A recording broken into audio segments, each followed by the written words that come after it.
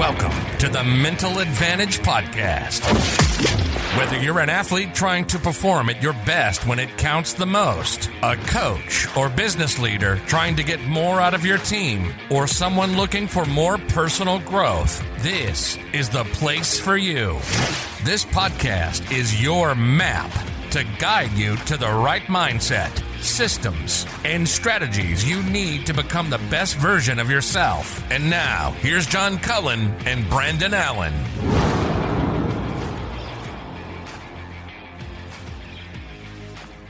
Well, welcome into the Mental Advantage Podcast. This has been a quite an eventful week for us because we had both our fathers on the show, our last show, the Father's Day special, and then my son, of course, was able to join us. And I have to say, and I don't know if you've heard the same feedback, I think people would rather have just those three on the show from now on. I heard some similar feedback. It was like, hey, they did really good. You know, we really loved this. And Mr. Allen had all these good things to say. And your dad had this. And I was like, what about our, hello. What about our parts? Yeah, they were like, that's not so much. But that was a really good show. Yeah. For sure. So, No, I think it's really good. But we thought, Brandon, that, and I'm saying this for the listeners because you know what we're going to do tonight, but we thought that we would this has been 6 months now that we've been doing this show, which is absolutely insane to me. And as I was kind of going back through the shows to just, kind of be able to help us remember 6 months, right? Right. Yeah. Help us to remember and evaluate the last 6 months. I would write down a name in a show and I was like, that was like 5 months ago when we did that show.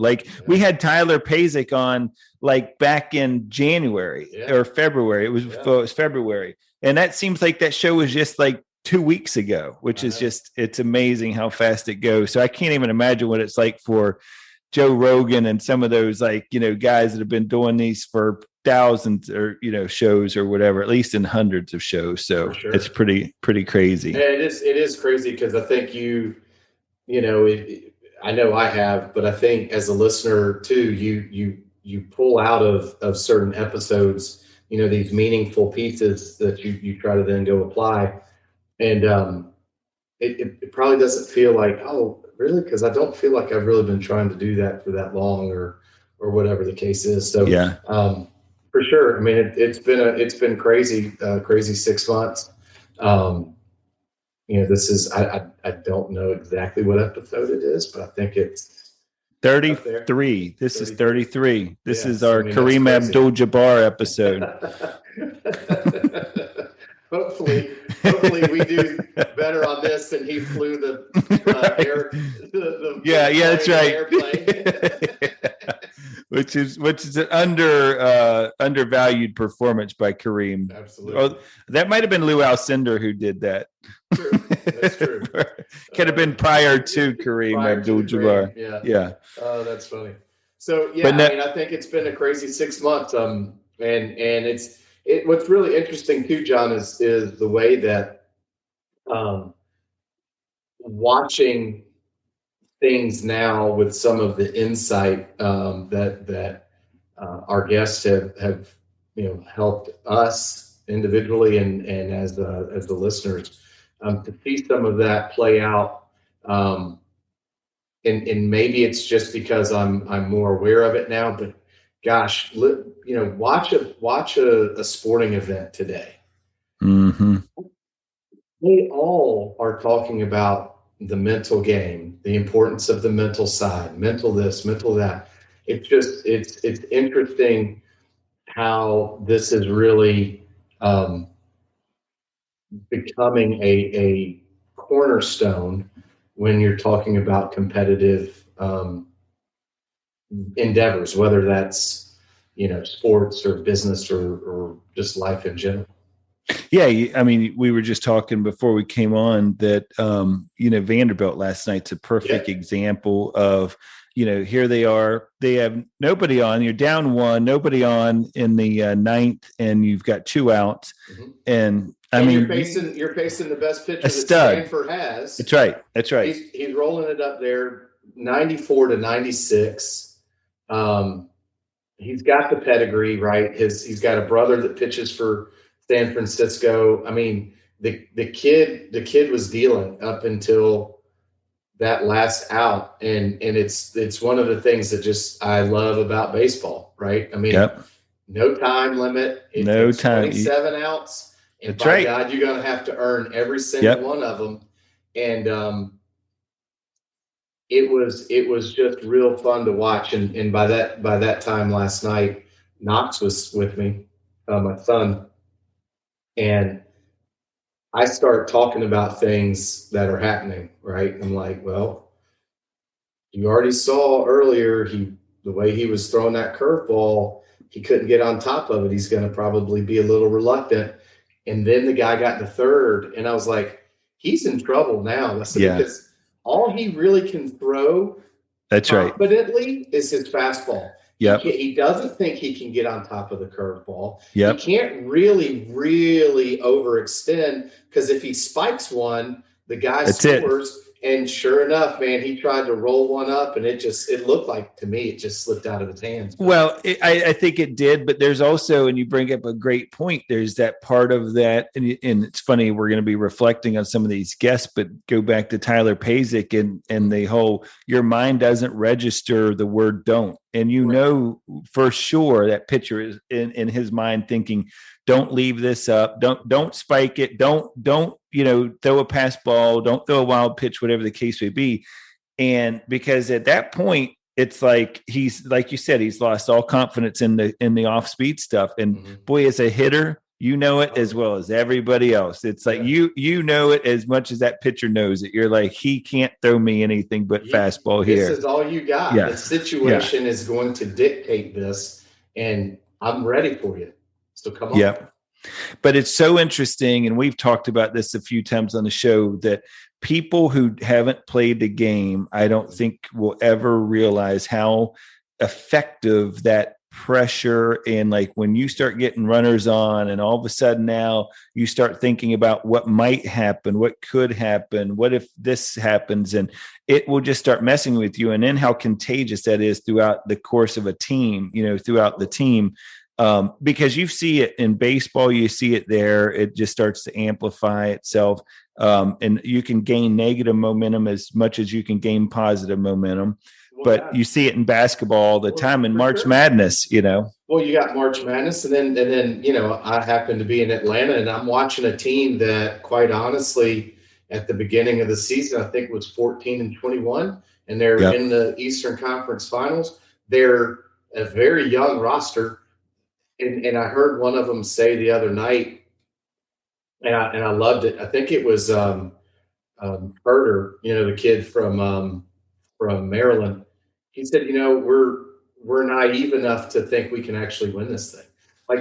They know that their roster is not the Durants and the Hardens, and it doesn't have a Giannis, and it doesn't. Now Trae Young is a straight bucket right now. Right. But the bottom line is they believe that they can do it, and they believe in this team, and they're allowing that camaraderie of the team that everyone's bought in mentally, physically, and I'm going to do whatever it takes to make it happen.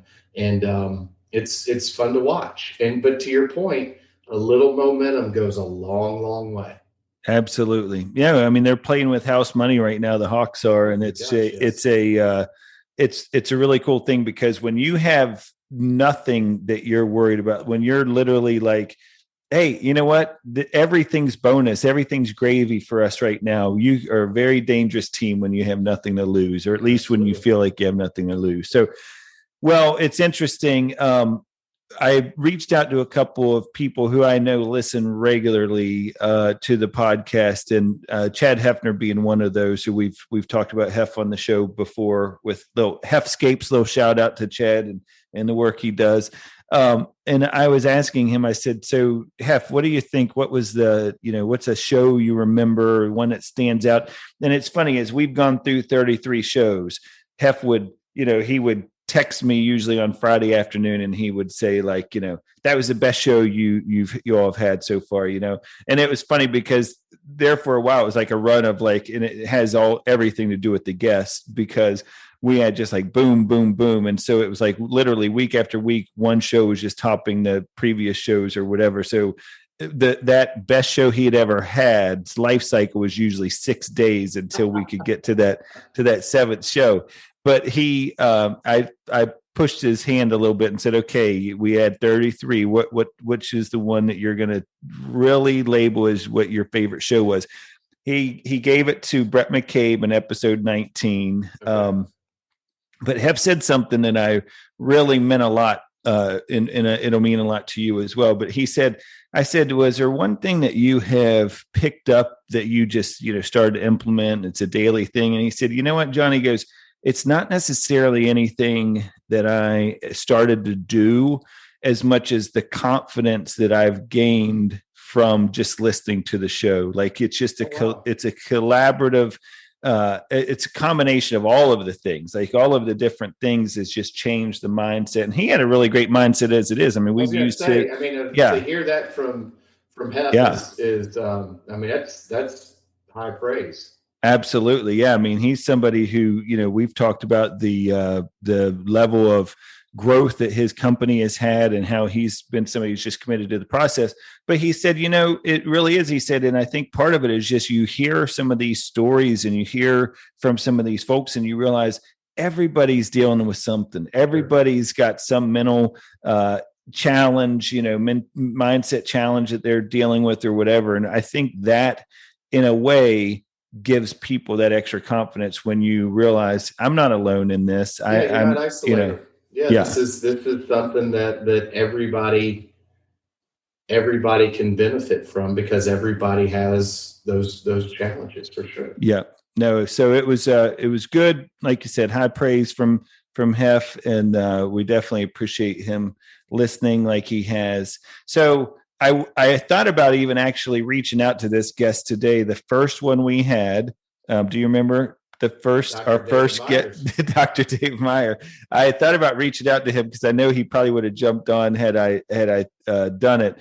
But because this is the thing that I've really been pleased with about the show is that these guests of ours, we get to know them. I mean, we text with, Andy Reese from time to time, and Tyler Pazik and some of these guys. Well, Dave Meyer has, from time to time, I know he's been following the show's growth since that first episode. And it's so cool when we get that kind of feedback from a guest who's like, man, I just listened to your show with like Bob Tewksbury or whatever, and I just thought it was awesome. And like you guys, it's just so great to hear the progress of the show, because we want to keep that growth mindset with the show, just like we would personally. And so when we do get that kind of feedback, like, yeah, I've tuned in this time and it's completely different. Because look, I mean, Lord knows if show 33 is the same as show 1, we would probably not be still doing this. I would say that would be a good statement. Yeah, I mean, I think you absolutely have to grow. You've got to improve. I think we've gotten a lot of really good feedback from listeners on how to improve, besides just being quiet. So I think that, it's been a learning lesson for the first 6 months. I'm excited to see what we're able to do with it the remainder of this year and moving forward. I will say our guests have been amazingly gracious. We clearly don't pay them. We try to promote as best we can what they're doing, but I think it speaks volumes for all of them as well, at their passion and their dedication to wanting to get this out into the public, into the kind of the ether, and have people discussing it and learning from it, and trying to apply it on a daily basis. And it's funny, the guests should know this, is that every time, and I wish I had $1 for every time I've heard our guests say this, is every time we're swapping emails with them or text messages, whatever the case may be, prior to them coming on the show, one of the things we're always like, oh, thank you. We really appreciate your coming on. And they always, without fail, at some point will say, I just enjoy talking about this. I enjoy, I mean, and that's that passion. And we've talked about this before, but that's the passion that really comes through with each of the guests is they really love just talking shop, just sitting down. And one thing that Brandon and I did, if you've been with us from episode 1, is we've, like Brandon was talking about earlier, we've tried to evolve the show, but one of the conscious decisions that we made, and I'm trying to think back to even when it was we did realize that we were starting to get very strategy and systems heavy and really wanted to focus in on, let's start really dialing into some of that application as well, because the show is the Mental Advantage Podcast. It's all about creating that map to get, help you become a better version of yourself. So we did want to start bringing on more people, and not that the folks that were early guests didn't do that, because quite frankly, if there was any fault to anybody, it would have been ours, just from not steering the conversation in those directions, because any of them could have easily talked more application. Oh, for sure. But I think the way that it, and I'm very appreciative of all of our guests, but I think what they have allowed is they lay that foundation, right, of getting our listeners and getting the audience kind of dialed into different thoughts and strategies. And then what I do like is kind of that secondary show where you can go in and really talk about maybe one thing that really stood out, or something to that effect. So I think the guests have done a tremendous job of kind of laying that foundation and giving us and the listeners something to kind of think about and talk about for days to come, and how do you ultimately implement that in your daily life. And that looks different for everybody too, right? And so that's always one of our challenges is, okay, are we talking about the kind of the pearl that they placed in front of us? Well, for us, it may be our takeaway. For someone else, it may be something different.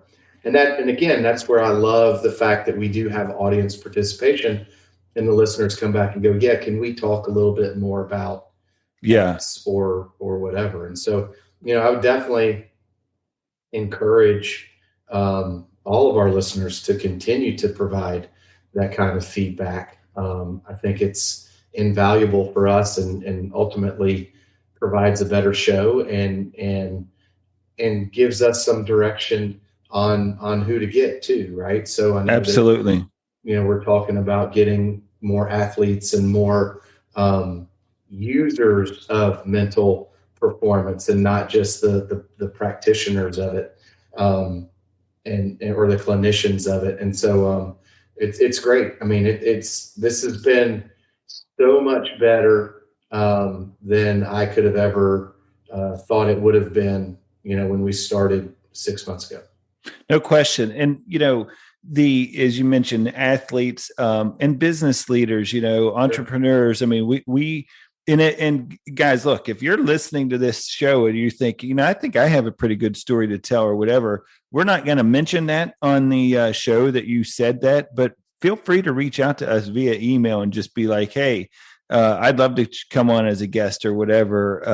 And, we'll make that happen if it, if you feel like there's something there that you want to share with people or help them, guide them in a certain path, because we're all, like our guests have said, we all enjoy talking shop. So speaking of talking shop and pulling out one or two pearls from every show, I thought what I would do is just kind of go through some of the shows here. And, we won't be able to naturally, for time purposes, break down every single show. Mm-hmm. But, episode 1, for example, with Dave Meyer, Brandon, that in even 32 episodes ago, so 6 months ago, and I still think about Time Zero. I remember that was one of the things that I, took away from his book, Dave's book, was this idea that this is the starting point. Like this, everybody has that, I don't want to use rock bottom necessarily, but it's that dark moment where you're just like, all right, let's go. It's, when you make that commitment to go work. Yeah, absolutely. And, to your point, we can't necessarily go through every show, but for sure there are those common themes, right? Yeah. One is that, so I look back, and as we were talking about, I was like, man, it's really hard for me to pick out a single show that I didn't take. I don't know that we've had a single guest where they didn't bring something valuable. Exactly. And I think that's probably pretty rare with as many podcasts and things that are out there today. I think but every single one of our guests has brought something. The hope, though, that they all bring, I think the fact that we have very young, talented doctors and men and women that are pouring into communities and focusing on mental health. I mean, it's amazing. And so for all those people that do have that, again, not necessarily low point, but the starting point to heal and to get better. I mean, there are resources out there for sure that you can leverage. Hopefully our podcast is one of them, but I mean, it's amazing what's available today. Absolutely. So they, you think about Todd Setner, was guest number 2, wrote a book. So on our show, he talks about having that book, and he writes the book and is done very, very well with that book. And now, I mean, that Setner Consulting, it's been so cool to watch all of these things kind of explode for Todd. So really good stuff that he was unpacking there when he was talking about the 3 skills of the elite. Tyler Pasick, of course, another one. We went on our stretch there where it was almost a prerequisite. It seemed like if you hadn't written a book, then you weren't going to be a guest on the show. Right. So I don't know, maybe that held off some of the guests, but Tyler had written a book, Ask More, Tell Less for Coaches, that he co-authored with Greg. And I always forget Greg's last name, and I apologize if Greg's a listener to the show. But Ask More, Tell Less for Coaches. And again, I think the thing from that particular show that I use the most as a coach is the behavior recipes, because that is something that has been a really big thing that I probably have used that more with athletes, with clients, with my own work colleagues and stuff, is this idea of figure out your goal and then start to think about what are the behaviors I need to do on a consistent basis to be able to best achieve that goal. And I think that's one of those things that stood out for me about that particular episode, is the idea of behavior recipes and being disciplined enough to do it. Because the key to a behavior recipe is consistency. It's doing it every single day. So then we had Chris Vasami on, of course, talked about, his battle with thyroid cancer. That was a really inspiring story. And then Brian Kite, of course, with Daily Discipline, which was that's another one that I think that, as I look at Start with Don't, that was something that Brian talked about. And then doing simple better. I've actually adopted that for my work team, is just this idea of like, most things in life are pretty simple. The actual process that you need to go through to achieve it, Right. He used the example of losing weight is pretty simple, and financial security is pretty simple in theory, but it's who has the discipline to apply that theory. Yeah, for sure. And just so the listeners know, it's Greg Warburton. Warburton, yes, thank you. So, but I think, and then you start getting into, and I like the way that the show's kind of, And as the listeners can probably tell, we get a lot of our guests based upon referrals. So you may get those kind of 3 or 4 back-to-back episodes that have, folks that are similar. And like you said, whether you were an author or whether you were like Dr. Goodson or Neville and Dr. Marcia and Clemson, we kind of got those college directors and clinicians that were part of it. So I don't know, John. I mean, it's been a lot of fun. It's from a takeaway perspective, though.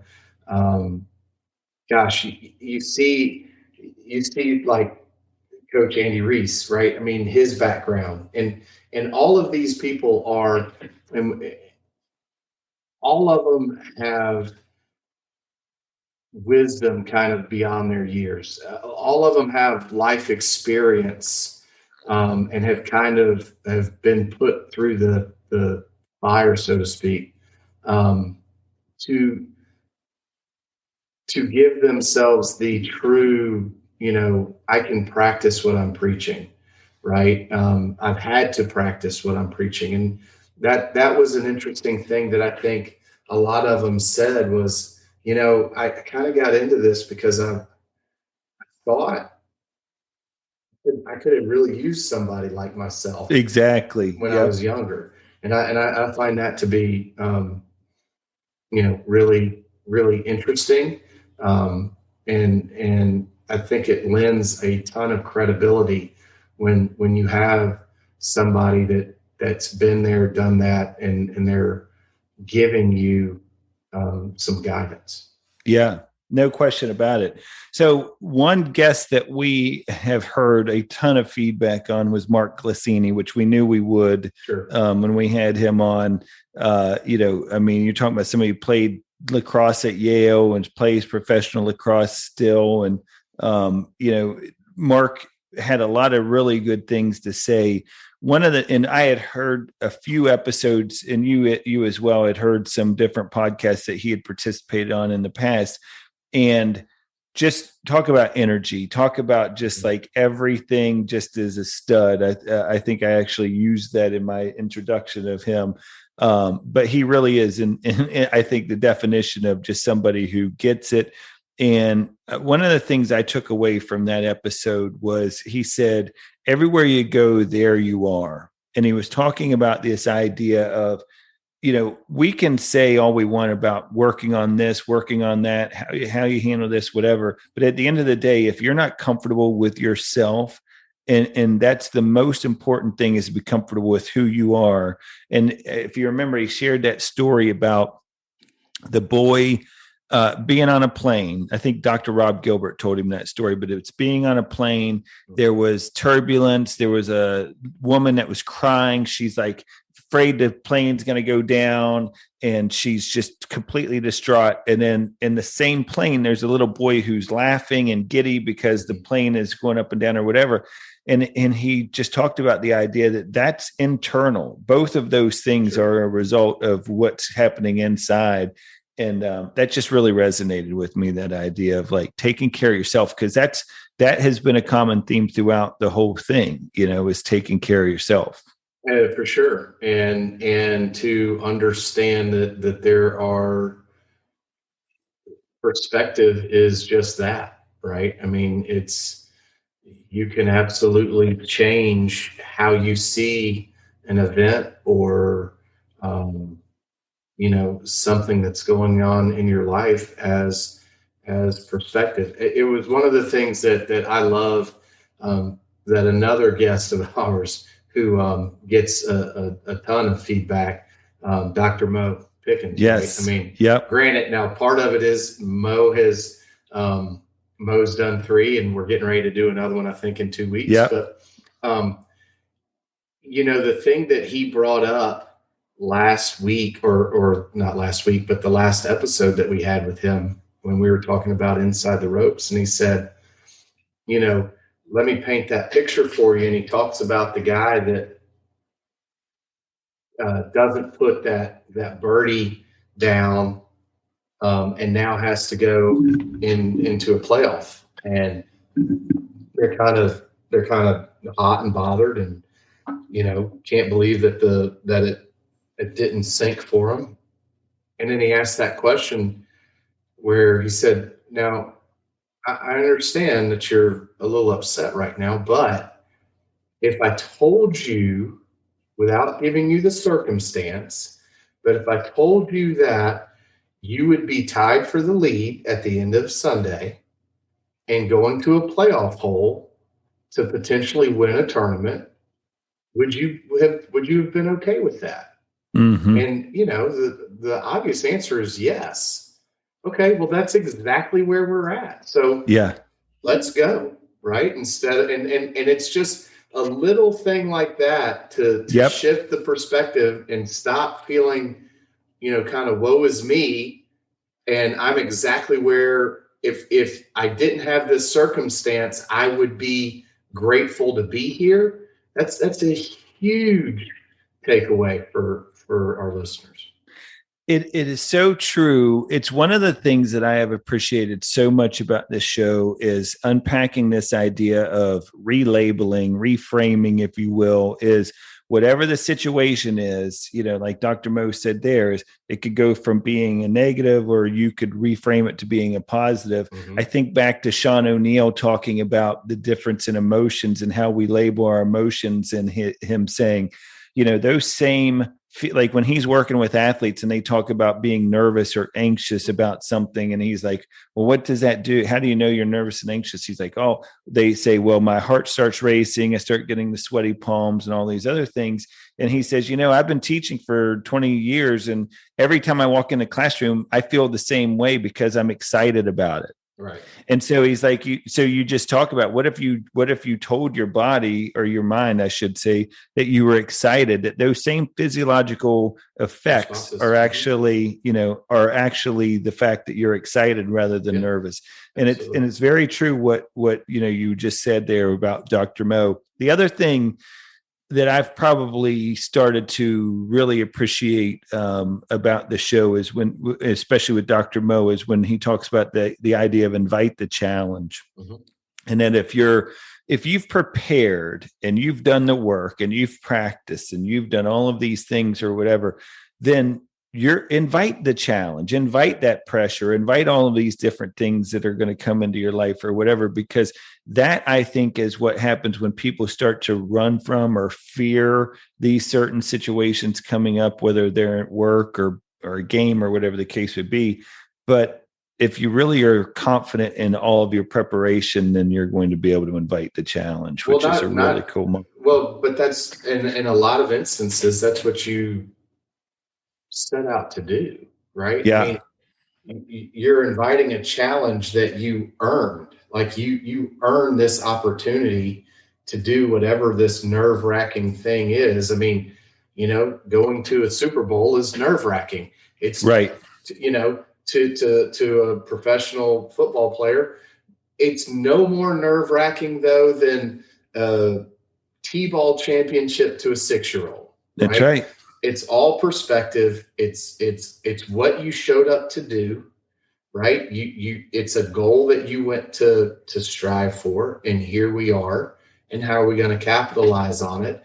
And that doesn't always mean that you capitalize on it with a win, right? So, and that would be kind of probably the last thing that I would share. About some of our previous shows would be, while you don't want to be focused on results focused, right? You do have to understand that along with the process comes an opportunity to win, to get better, or to learn, right? Right. And each opportunity that you put yourself into through the process that you're following is exactly where you're supposed to be, and go capitalize on it. winning and losing, it's feedback. It's the test. I mean, with anything you do in life, you have to evaluate where you are from a progress standpoint. But sometimes, those results can also be misleading because, as Mo talked about on the one show, if I want to say it was the second show he did with us, is the whole good, good execution, good result, bad execution, bad result. And then sometimes you have good execution and bad result, or like I just did last week on the golf course, had a little flop shot I planned on hitting over this tree, and in my mind, here I am, mental performance coach, I'm like, this is going to go right over the tree, it's going to land on the green and just roll nicely and probably get within the leather, and I'll just have a little putt and be done. And I'm standing there, and all of a sudden I hit this worm burner that skips off of like a rake by the trap and kicks off of the bank and goes straight up in the air, but lands on the green. And inside the leather, and you inside the leather, and I'm just smiling the whole way up there, like, hey, that was good, bad, right? Definitely probably what I planned it, but I will absolutely take it. Actually, it was probably more bad good, but yeah. So it was one of those things that those little things just continue to be reminders for me. Another guest that we hear a lot of feedback on is Brett McCabe, who, as I mentioned earlier, that was Chad's favorite episode. The thing, and I will say that if I have one story that's brought up more to me from a listener feedback, it's when Brett talked about Chick-fil-A and McDonald's employees, and just the whole attitude of the standards at both of those locations, and the fact that what is it about Chick-fil-A and McDonald's, and that you're pulling from the same talent pool, but yet one of them just has a way better dining experience than the other one does. Of course, again, all culture, right? It's what you say it all the time, right? What you accept, you promote. Yep. Right? That's exactly right. That's something that I think is critical, for sure. And it ties in very well with what we've heard from like Coach Mag and Brian Shore and some of those folks that have been there. The best communities, the best teams, the best organizations hold each other to a high standard. Yeah, they hold each other accountable to a high standard, and they have an expectation. And the best part is that it is communicated. Now, it doesn't mean that it's necessarily always verbally communicated, right? But it's communicated through their actions and all that. And I think Mac had even shared this at one point. It was something that you used to like to say a lot, which is, I can't hear you. Your actions are speaking much louder than your words. Yeah. Right. Yeah. No, it's that standards thing, Brandon, and has come up so many times when you talk about culture. I remember having that discussion with Brett when he was talking about Skip Bertman at LSU when he took over, and he was like wanting to know, like, what do the hot dogs taste like? What are the popcorn? Like all of those little things that everybody be like, what's that got to do with you being a college baseball coach? But it's how you do anything's how you do everything, right? It's that whole, like, if you're going to pay attention to little stuff, then you're going to be a lot better off, and there's less of the big stuff that happens. That's for sure. And it also sends a message to everyone that's associated with this organization that the details matter, right? Yes. It's the same reason that if you read John Wooden's book, or you talk to anybody that talks about Coach Wooden back in the day at UCLA, that he would spend an hour on how we're going to tie our shoes. And in today's world, where you have so many different things kind of flying by, so little focus is now given to the details. And so many things, I think, John, get lost in the details because we just don't pay attention to them. Yeah. So I love to hear that there are still men and women out there that are coaching, that are, again, kind of pouring into the community, that are teaching folks the young kids today the right stuff. Right. I love hearing it.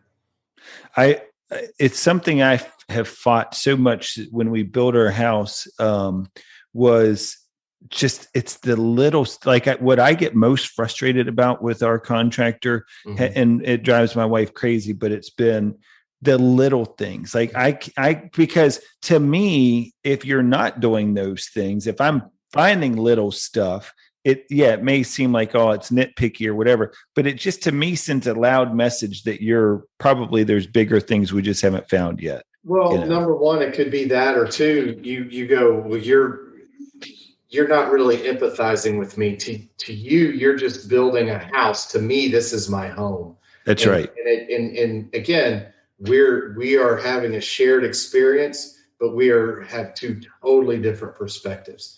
And so I think that, again, that's just something that we all have to learn to deal with and manage in the best way that we can.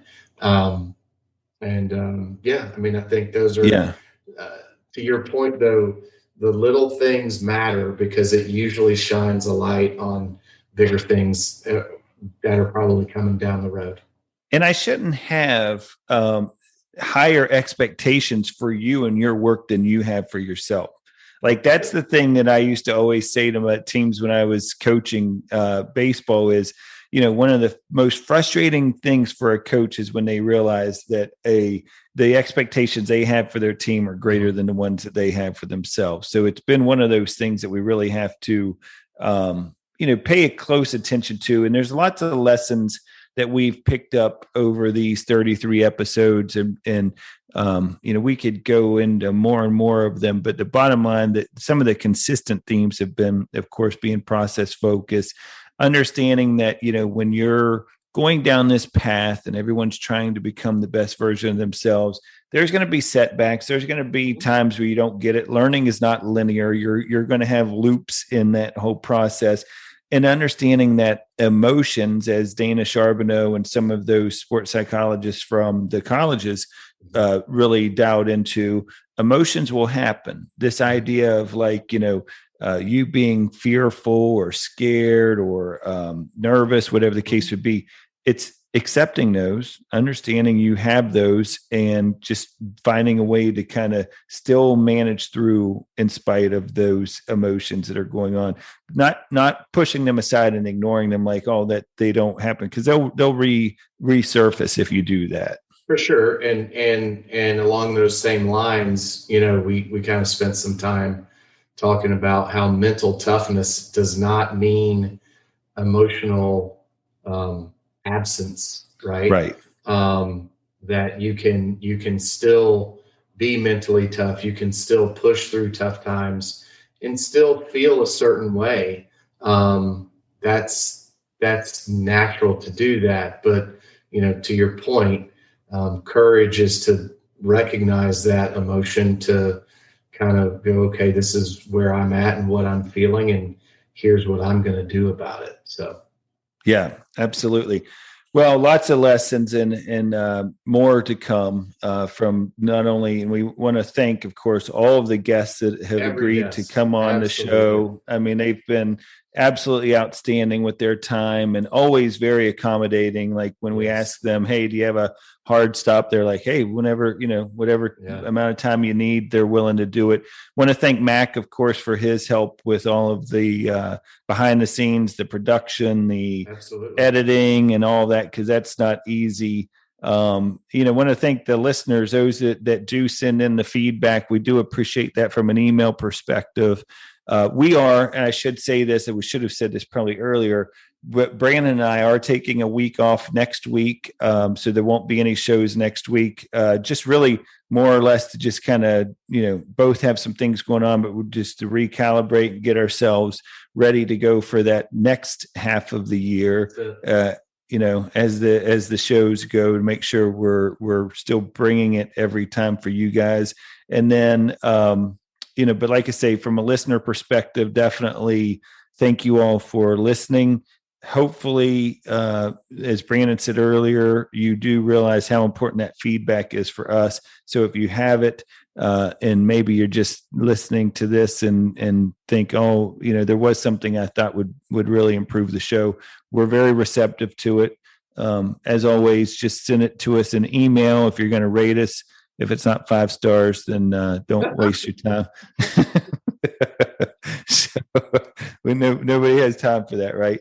Yeah. But no, man, it's been great. I want to thank you, because it's been a fun ride so far. I know we're not done yet, but it's been. I was listening today, reminiscing a little bit to the very first show, and it was the here we go show, and it was literally, it was like, all right, I guess we're going to do this. We had talked about it for so long, and it's been fun to watch the fruition. It has been, and you're definitely the engine that pushes this car around. So, for the listeners, he basically said, all right, we're starting next week. Figure it out. Like, if you need to get a microphone, whatever you need to do, we're starting next Tuesday night. And it was like, oh, okay. Okay, here we go. All right. And burn the ships. Yeah, we absolutely burned the ships. And I think within 15 minutes, although I think lately I sound like I'm in a barrel, but that may just be kind of a summer cold. But I think within 15 minutes I had a microphone and on order, and was like, all right, dude, let's do it. We're good to go. So no, it's been fun. I thank the listeners, thank the guests, and mostly thank you, and looking forward to the second half of the year. All right, brother. Well, we'll talk to you soon, man. Okay. Thanks. See you. Want to provide feedback or stay up to date with the show? Visit our Instagram page at Mental Advantage Podcast, or you can send us an email at podcast@mentaladvantage.net. To have John Cullen work with you or your team, please write to him at john.cullen@mentaladvantage.net. Thanks for listening to today's episode.